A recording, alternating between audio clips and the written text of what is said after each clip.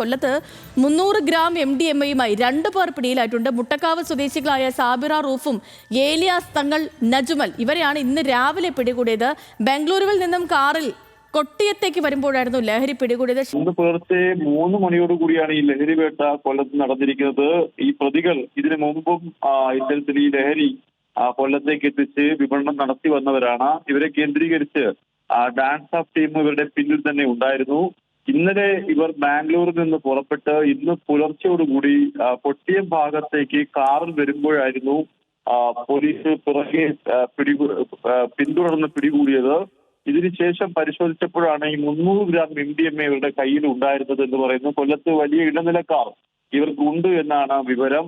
ഇതിന്റെ അടിസ്ഥാനത്തിൽ 2 പേരെയാണ് ഇപ്പോൾ പിടികൂടിയിരിക്കുന്നത്. സാബിറ റൂഫ്, ഏലിയാസ് തങ്ങൾ, നജ്മൽ എന്നിവരെയാണ് ഇപ്പോൾ പിടികൂടിയത്. ഇവരെ പുലർച്ചയോടുകൂടി തന്നെ ചാത്തന്നൂർ സബ് ഡിവിഷനിൽ കീഴിലുള്ള കൊട്ടിയം സ്റ്റേഷനിലേക്ക് മാറ്റിയിട്ടുണ്ട്. അല്പസമയത്തിനകം ഇവരെ മജിസ്ട്രേറ്റിന് മുമ്പിൽ ഹാജരാക്കും. എന്തായാലും ഈ പ്രതികൾക്ക് നേരത്തെയും ഇത്തരത്തിലുള്ള പശ്ചാത്തലം എന്തെങ്കിലും ഉണ്ടോ ഷമീറെ?